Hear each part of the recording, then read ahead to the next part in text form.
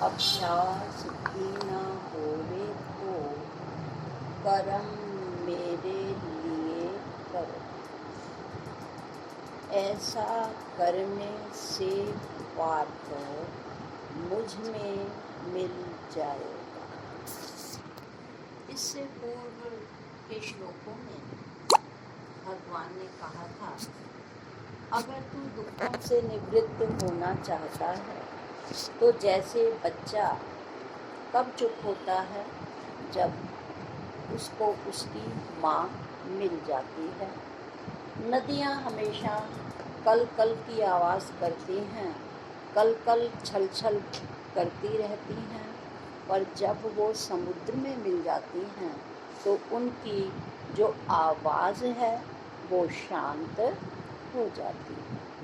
ठीक इसी प्रकार भगवान हमें कहते हैं, ये संसार दुखरूप है, दुखालय है।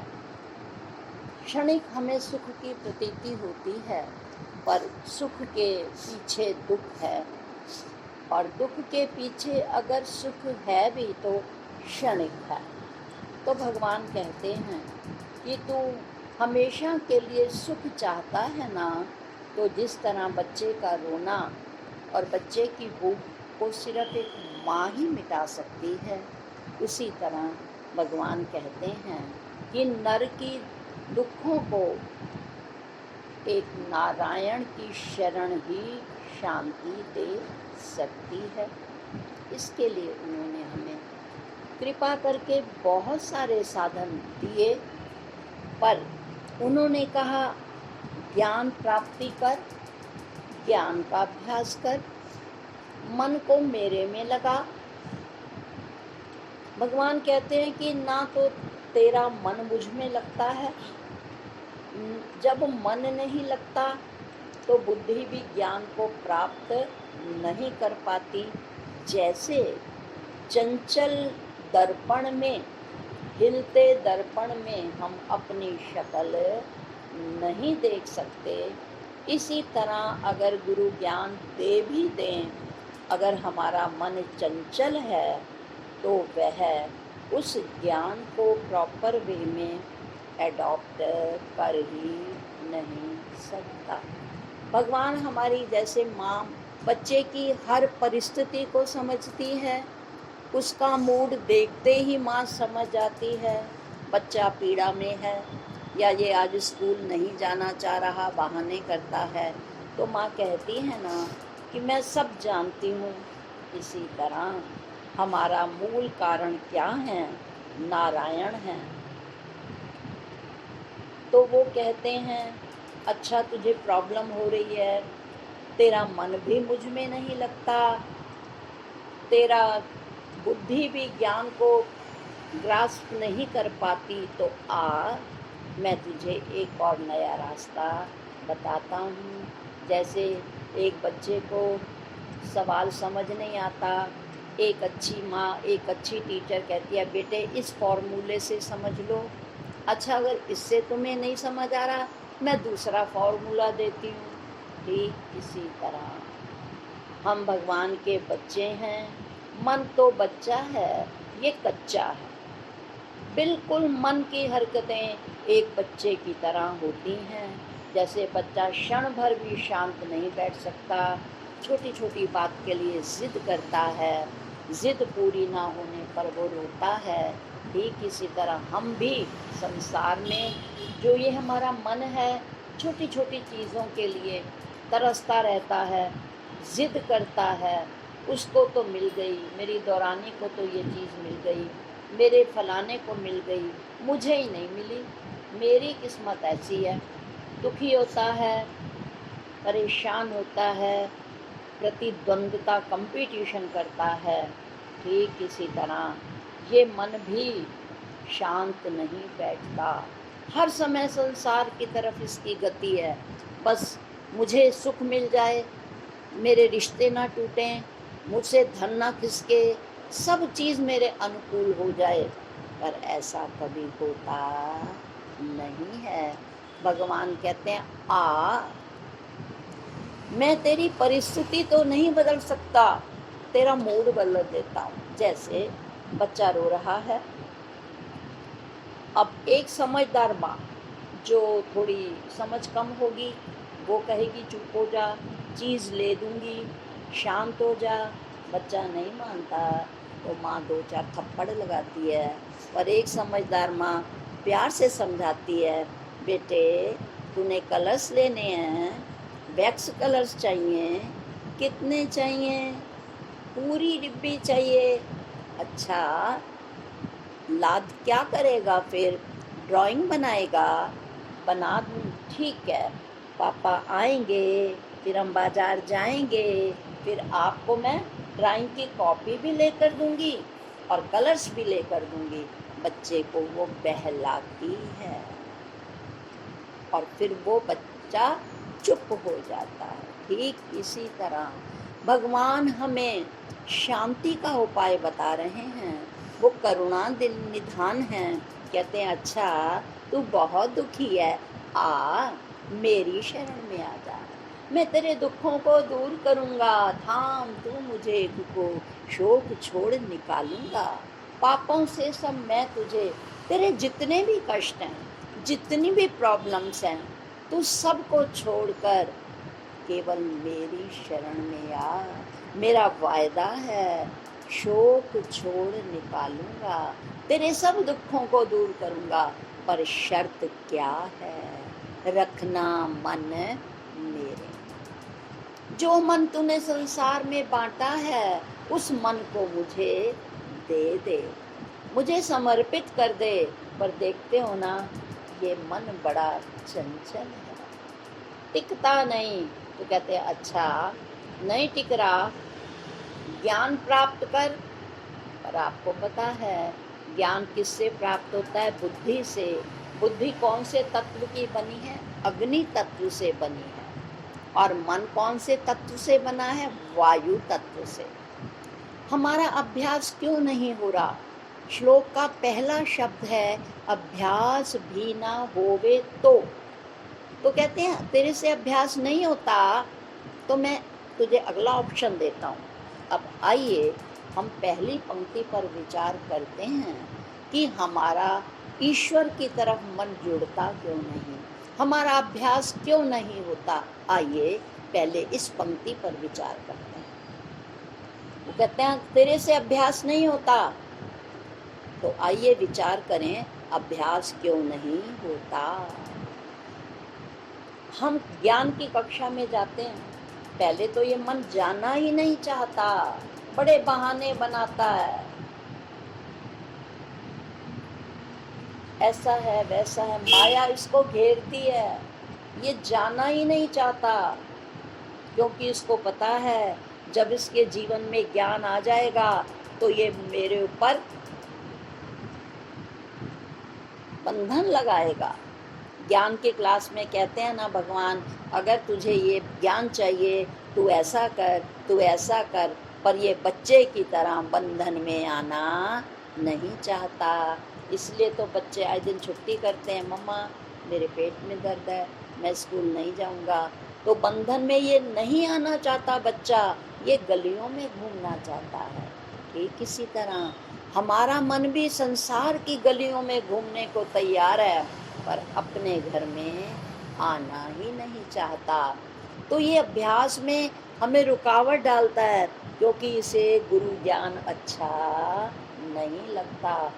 जब गुरु ज्ञान मिल जाएगा तो इसको अपनाना पड़ेगा और ये नहीं चाहता बंधन में आना, ये खुला रहना चाहता है। और दूसरी बात क्या है? बुद्धि किस तत्व की बनी है? अग्नि तत्व की, और मन वायु तत्व का बना है। तो हम देखते हैं ना कि सुबह जब हम दीपक जलाते हैं तो पहले हम पंखा बंद करते हैं। हवा है ना, हवा जो है अग्नि को जलने नहीं देती, इसलिए हम दीपक जलाने से पहले पंखे को बंद करते हैं। ठीक इसी तरह ये बुद्धि अग्नि तत्व की बनी है और मन है हवा। जब ये गुरु से ज्ञान लेकर आता है तुरंत मन इसको बुझा देता है, इतनी परिस्थितियां इकट्ठी कर देता है। सत्संग जाने लगो, अब तो आपको अभ्यास हो गया ना, इसलिए आप नियम से आते हो।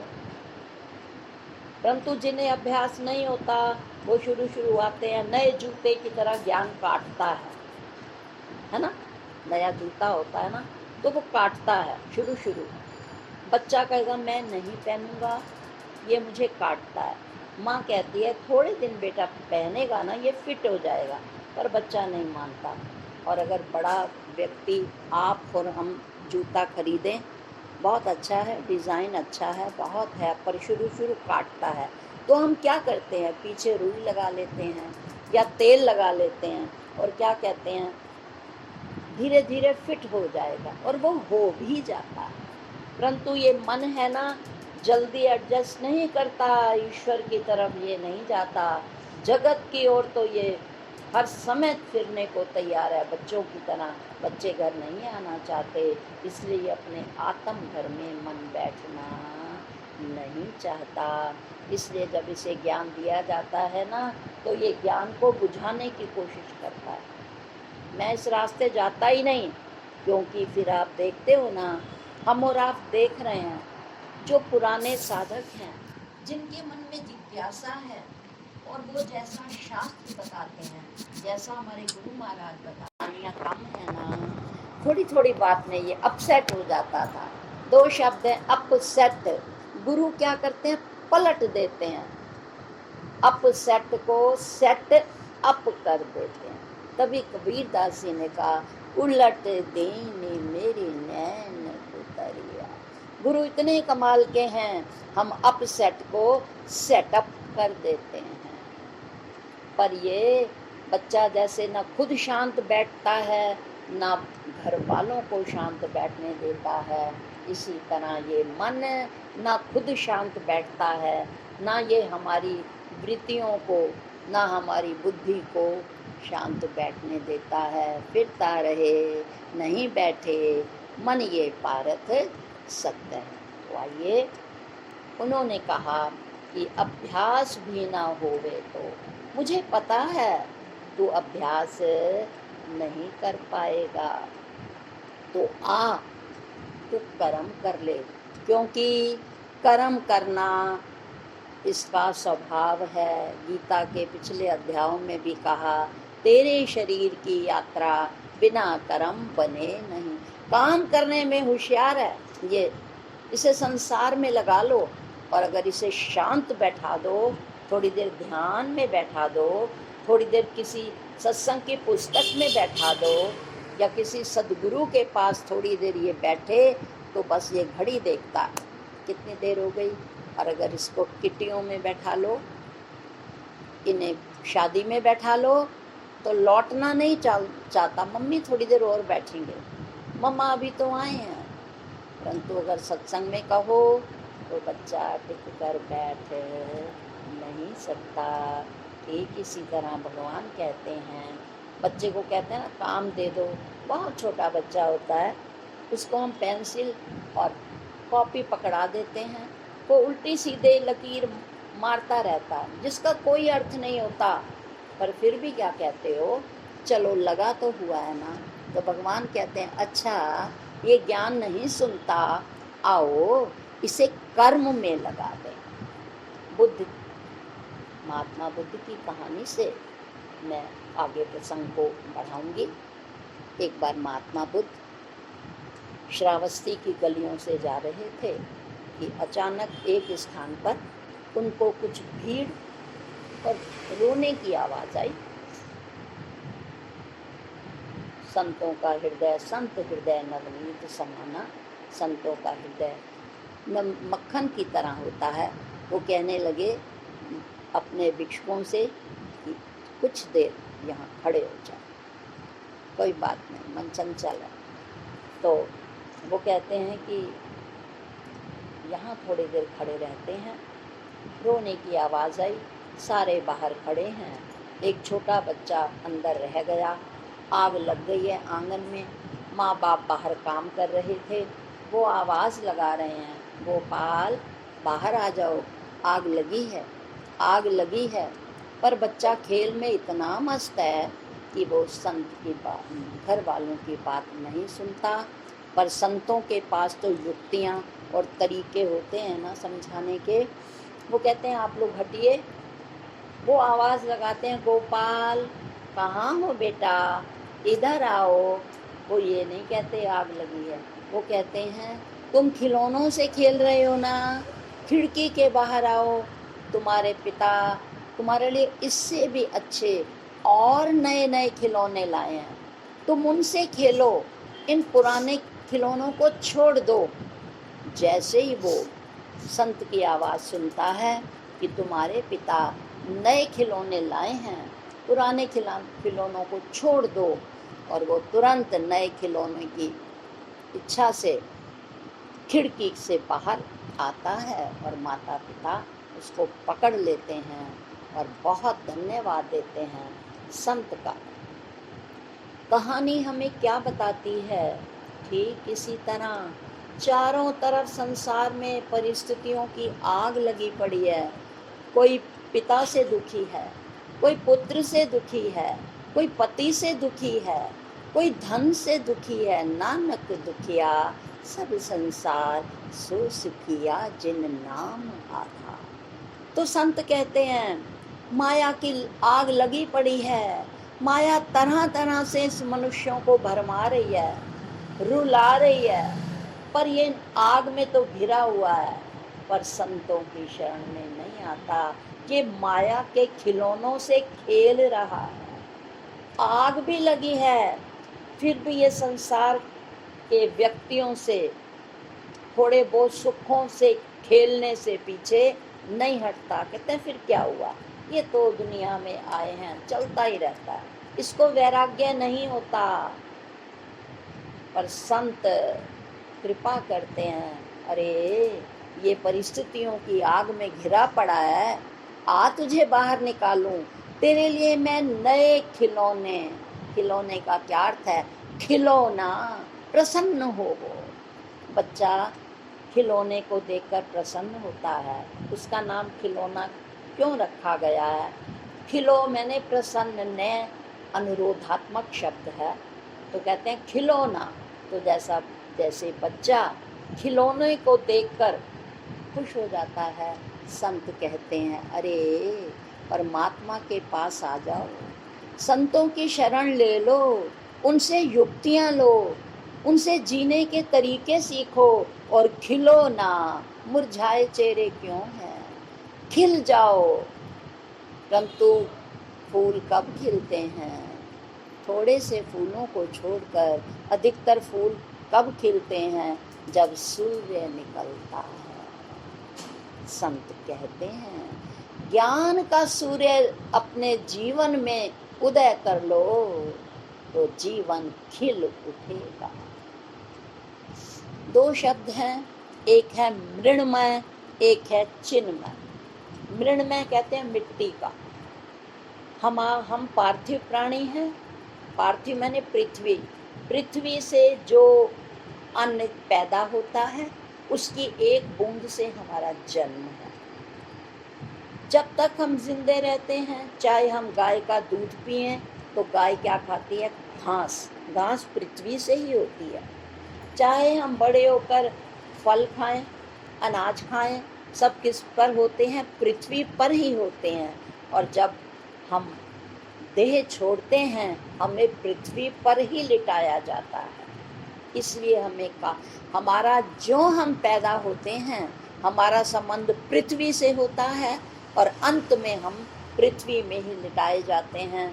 अगर नहीं पृथ्वी पर कोई देहांत होता तो उसकी गति कराई जाती है। क्यों?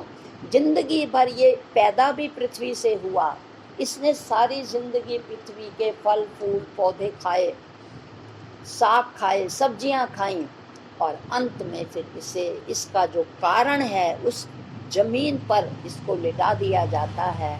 इसलिए हमें पार्थिव प्राणी कहते हैं। संस्कृत में पृथ्वी को कहते हैं मृतिका, मृण।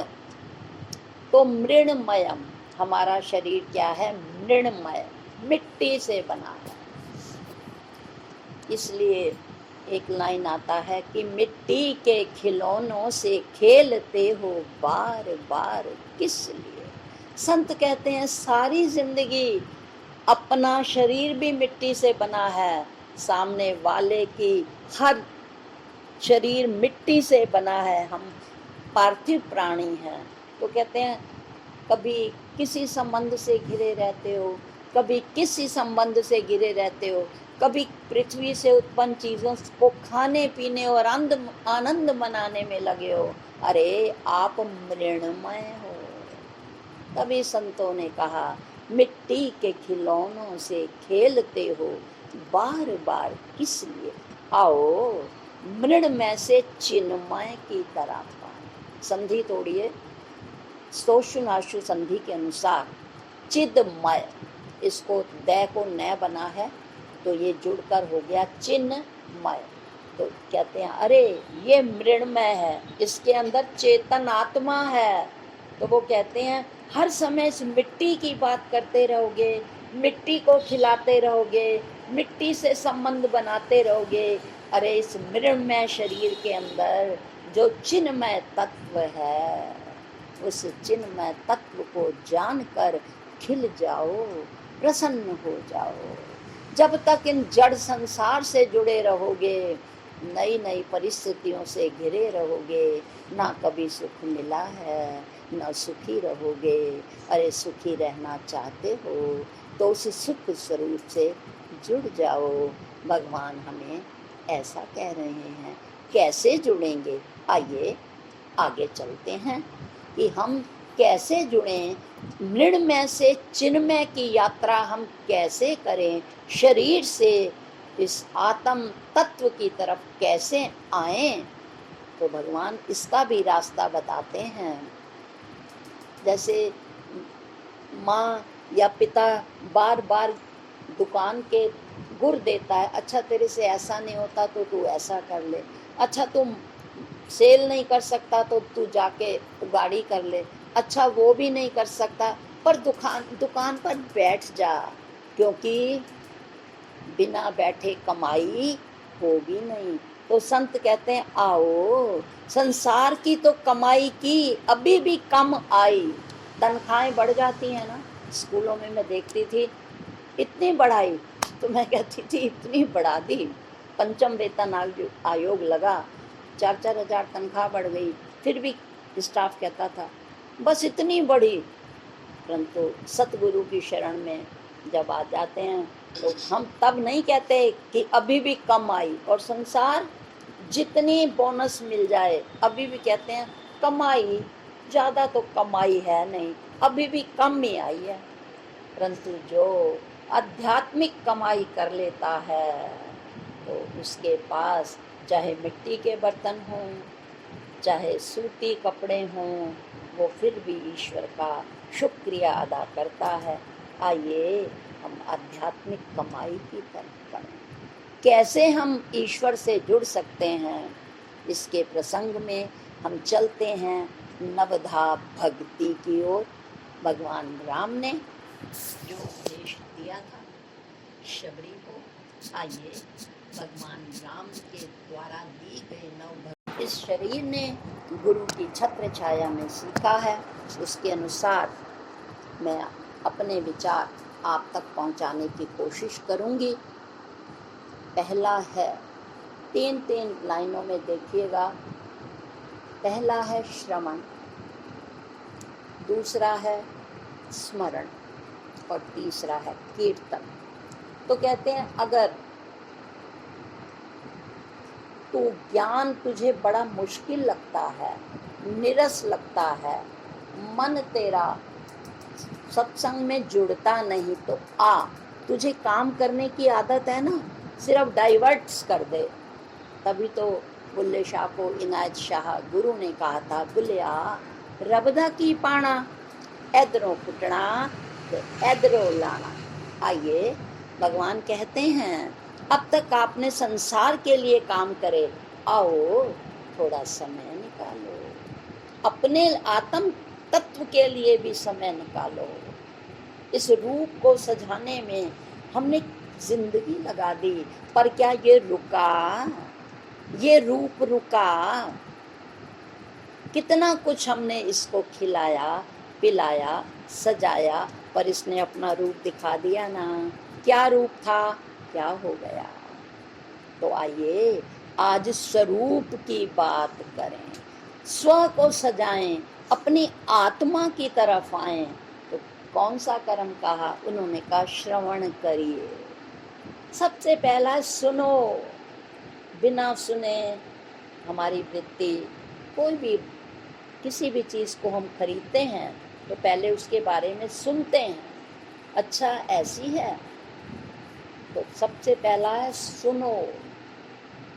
क्या उन्होंने कहा, अगर सत्संग वेदांत की गहरी कथा नहीं सुन सकते तो आओ भगवान की कहानियों की कथा सुन लें, भागवत सुन लें, रामचरितमानस पढ़ लें, और कोई किताबें हैं जो भगवत चर्चा से भरी हैं, जो भगवान कृष्ण की लीलाओं से भरी हैं, जो भक्तों की जीवन कहानियां हैं, भक्तमाल आदि। तो कहते हैं उनको सुनो, सुनिए, रखिए, सुनिए, गुनिए, मन रखिए भाव। पहले सुने, संतों की कथाएं, जीवन चरित्र सुने, महात्माओं के सुने, भगवान के सुने, भक्तों के सुने। सुनकर क्या करें? फिर कहते हैं उनको स्मरण करें, याद करें। ऐसा नहीं सुनकर वहीं पल्ला झाड़ जाए, काम बनेगा नहीं। सुनकर क्या करो? स्मरण करो। श्रुति ने कहा है हमारी, ओम कृतो सिमर, कृतो सिमर, कृतो सिमर। आओ याद करो। 3 तरह के दुख होते हैं, आध्यात्मिक, अधिदैविक और अधिभौतिक। इन 3 दुखों को अगर दूर करना चाहते हो, एक ही औषधि है, एक दवाई से तुम्हारे तीनों दुख चले जाएंगे। क्या है? भगवान का स्मरण करो। ओम कृतो सिमर, कृतो सिमर, कृतो सिमर। और दूसरा है याद करें, बैठ करके भगवान का नाम स्मरण करें। और तीसरा क्या है? कीर्तनम। कीर्तन का मतलब ढोलकी बजाना, चिमटे खड़काना नहीं है, संस्कृत का शब्द है कीर्तना। भगवान की कीर्ति का गुणगान करना ही कीर्तन है। जरूरी नहीं उसके लिए वाद्य यंत्र हों, ऐसा कोई जरूरी नहीं। मिलकर हम भगवान की महिमा का गान करें। भगवान ऐसे हैं, भगवान ने इस समय ये वाली लीला की, तुमने ये पढ़ा है भगवान की कथा? कहते हैं नहीं, जरा सुनाना। तो भगवान के महिमा को गाना, ये है कीर्ति को गाना, भगवान का गुणानुवाद करना, ये है कीर्तन। तो संतों ने कहा, यदि भगवान कहते हैं अगर तू ज्ञान के द्वारा, बहुत टफ है ज्ञान, नहीं जुड़ सकता तो, और तेरा मन नहीं सत्संग में लगता, तो चल पहले भगवान की कथाओं को सुन, फिर उसका स्मरण कर, फिर उसके गुणों का गान कर। शब्द में कहा है, सिमर सिमर ननक सुख पाया, 8 पहर तेरे गुण गाया, सकल मनोरथ पूरे होए, कदे न होए दुखाला जियो। सिमर सिमर, गुरु नानक देव जी ने भी अपना अनुभव बताया कि मैंने क्या किया। सिमर सिमर नानक सुख पाया। और मैंने क्या किया, मैंने आठों पहर उस प्रभु का गुणगान किया। क्या हुआ, सकल मनोरथ पूरे हुए। मेरी सभी इच्छाएं पूरी हो गई। क्यों, जो तू रबदा होर में ते सब जग तेरो हो। दूसरा भी कहा, भागती फिरती थी दुनिया जब तलब करते थे हम, और जब से तलब छोड़ दी तो बेकरार आने को है। एक बार ईश्वर जगत पति का होकर देखें, जगत अपने आप हमारे चरणों में आएगा। जो सच्चे संत, जो महात्मा प्रभु से जुड़ गए, तो फिर उन्हें खाने की चिंता नहीं रही। आगे के भक्तों ने उनकी सेवा भी की। उनके सोने का, कहते हैं संत की क्या विशेषता है। अरे संत जो सत्य से जुड़ जाता है, संत जो उस सत्य स्वरूप ईश्वर से जुड़ जाता है, उसके लिए हर दिन एक नया बिस्तर है, हर दिन उसके लिए नया भोजन होता है, उसके लिए नए नए वस्त्रों का प्रबंध हो जाता है। उसे कहना नहीं पड़ता, क्यों, जो तू रबदा हो रवे ते सब जग तेरो। तब उसे एक एक चीज के लिए लालसा नहीं बढ़ानी पड़ती। काश मेरे घर भी ये होता, काश हमारा भी इतना बड़ा मकान होता। सब कुछ है, पर हम फिर भी काश में जी रहे हैं। सब कुछ है, हम आहा आहा में जी रहे हैं। और संतों के पास ना अपना घर होता है, फिर भी सब घर आपके हैं। जब संतों को हम बुला कर लाते हैं तो क्या कहते हैं, महाराज जी आप रुकिए, ये घर आपका ही है ना, कहते हैं ना। और हम घर में कितना सामान्य सा भोजन करते हैं, पर संत के लिए जबकि वो कितना कम खाते हैं, उसके बाद भी हम कितना बनाते हैं। स्वामी जी ये खा लीजिए, महाराज जी आपने ये तो चखा ही नहीं, कहते हैं ना। बार बार अनुरोध करते थे हम महाराज जी को, और महाराज जी कहते थे देवी मेरी खुराक कितनी है, बस बस हो गया। तो वो हमें संदेशा भेजते थे, मैं आपके घर आ रहा हूँ, आप ये बनाना। संबंधी तो हमारे फिर भी कह देते हैं, पर संत तो कहते हैं देवी इतना पुरुषार्थ क्यों किया आपने मेरे लिए, है ना। तो अगर हम भगवान को याद करें, यही बात गुरु नानक देव जी कह रहे हैं, सिमर सिमर नानक सुख पाया, आठ पहर तेरे गुण गाया। तब होगा क्या, क्या परिणाम होगा। भगवान की कथा का श्रवण करना, उनको याद रखना, उनका गुणगान करने से क्या होगा। बड़ा सुख पाया तेरे दर आके, करूं मैं तेरी सेवा, मन चित लाके, एवं अरदास प्रभु जी तेरे पास है, के जीवन भी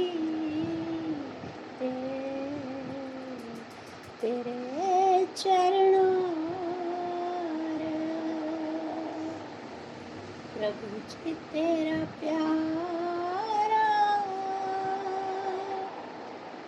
मेरा आधार,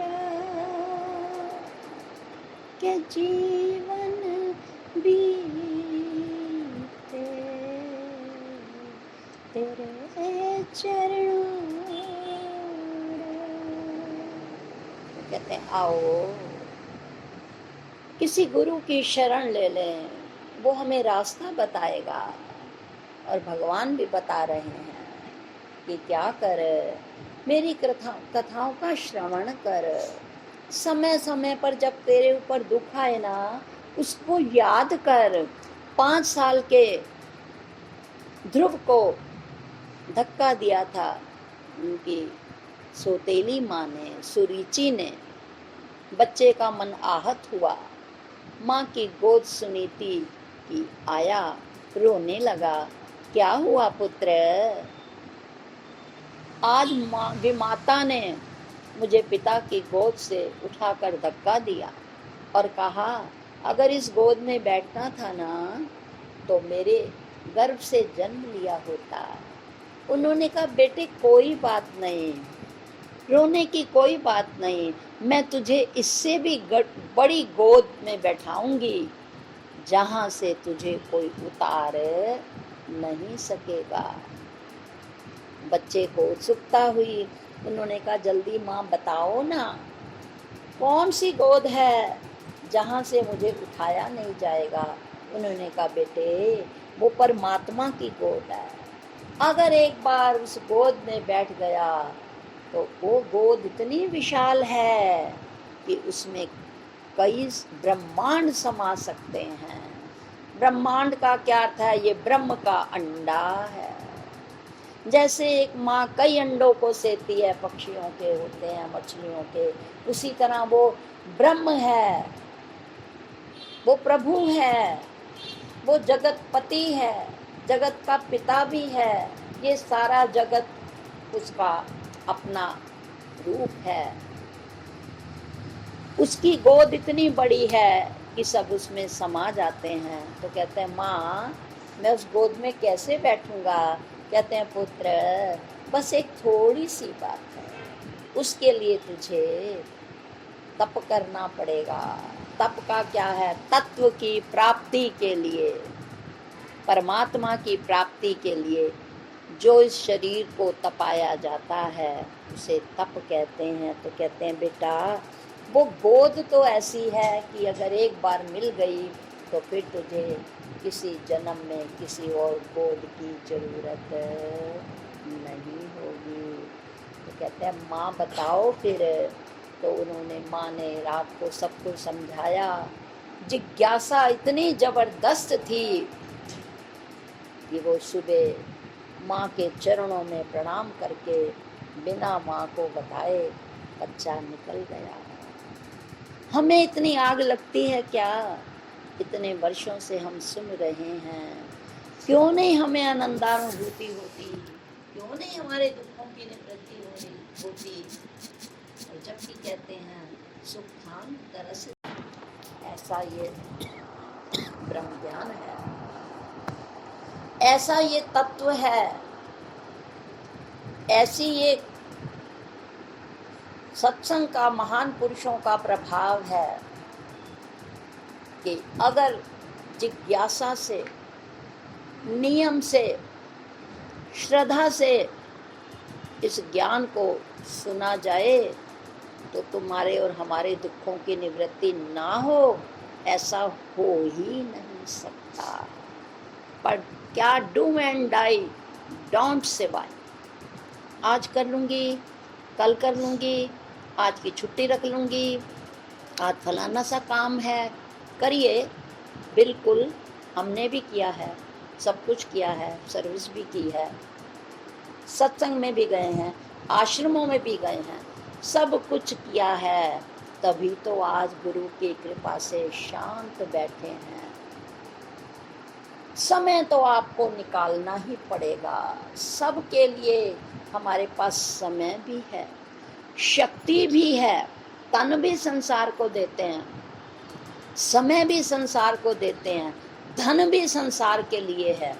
तो कहते हैं कोई बात नहीं, धन संसार को दे दो, तन भी संसार को दे दो। यहाँ बैठे हो तो तन से बैठे हो, मन से बैठे हो, जरूरत है, तन आराम से बैठा है ना। आराम का मतलब ये है, जब जीवन में राम आ जाएंगे तो आराम ही आराम।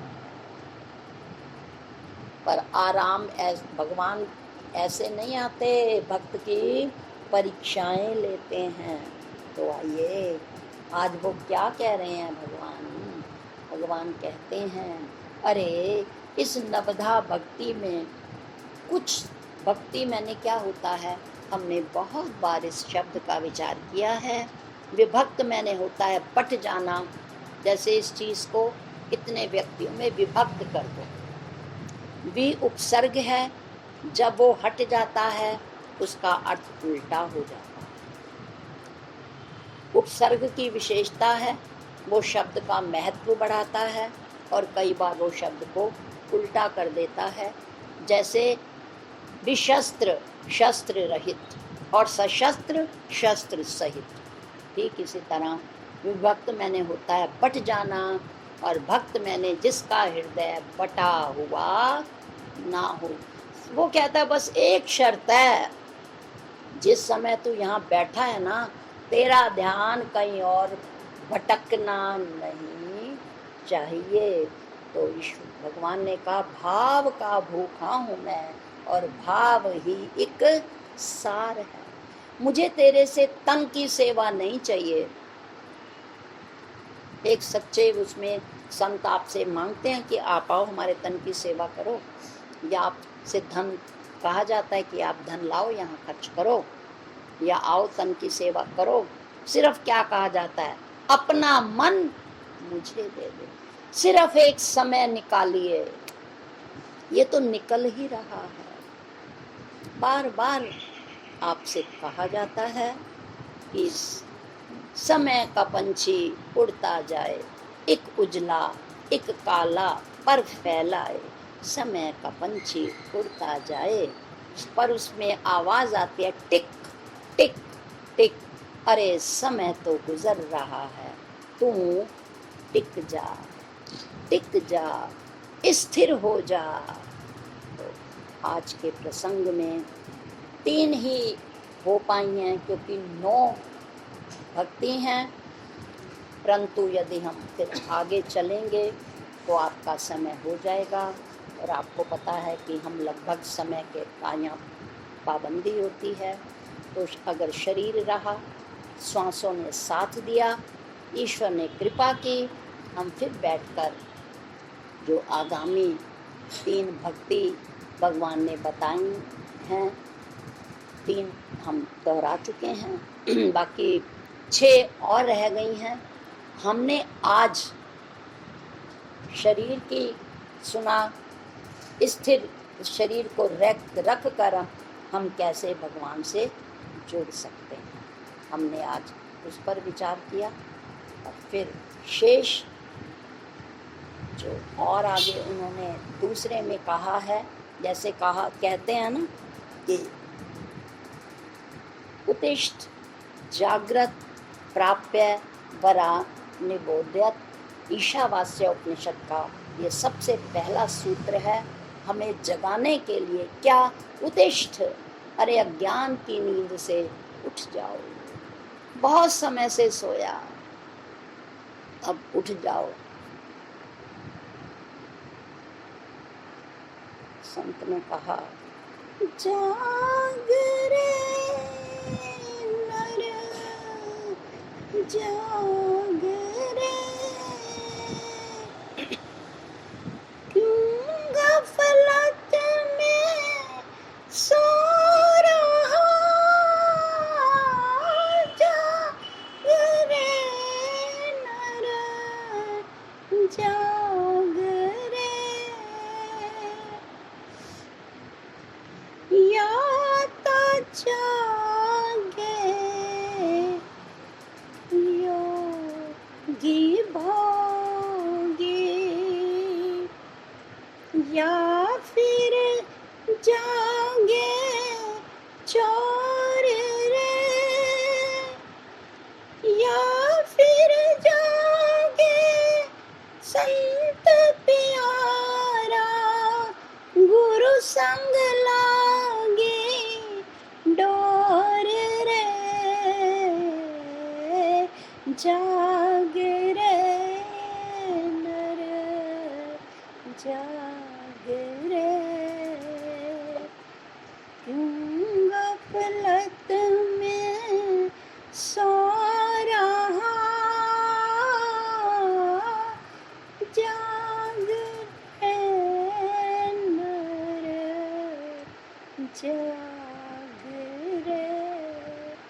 आइए, ये पहले 3 सूत्र थे, हम बैठ गए। अब जो आगामी 3 होंगे वो कहेंगे चल पड़ो, और जो लास्ट के 3 होंगे वो कहेंगे भाव बनाओ। और भगवान भी यही कहते हैं, भाव का भूखा हूँ मैं और भाव ही एक सार है। अगर हम सत्संग के प्रति भाव बनाएंगे तो ईश्वर के प्रति भी हमारे मन में भाव उमड़ेंगे, और भाव जब हमारे चित्त में उमड़ेंगे तब ही हम इस भव सागर से पार उतर सकेंगे। आज के श्लोक में भगवान यही बताने की कोशिश कर रहे हैं कि अगर आपका मन चंचल है, सत्संग में नहीं लगता, ज्ञान आपको मुश्किल लगता है, तो भगवान कहते हैं मेरे पास और भी ऑप्शन है, कुछ कर तो सही। तो वो करेंगे कब? जब चाह उमड़ेगी, और जहाँ चाह होती है वहाँ राह मिल जाती है। तभी किसी शायर ने कहा है, जो करने पे आओ बहाने बहुत हैं, जो करने पे आओ बहाने बहुत हैं, जगह सैकड़ों हैं, ठिकाने बहुत हैं, जो करने पे आओ। तो आइए, जो भगवत कृपा से आज हमने 3 पॉइंट्स सुने, बैठ करके विचार करेंगे गुरु का, भगवान का, जैसे जैसे जो जो आपका इष्ट है, बैठकर उसको 10 मिनट का कम से कम समय निकाल करके अपने इष्ट माता रानी, भगवान कृष्ण, अपने गुरु, जो जो XYZ आपकी श्रद्धा जहाँ बनती है उनके आगे बैठिए, 10 मिनट श्रद्धा से उनका गुणगान करिए, और कुछ नहीं कर सकते उनके चित्र को निहारिए। और जब हम ऐसा करेंगे तो समझिए हम धीरे धीरे भगवान की तरफ पग बढ़ा रहे हैं।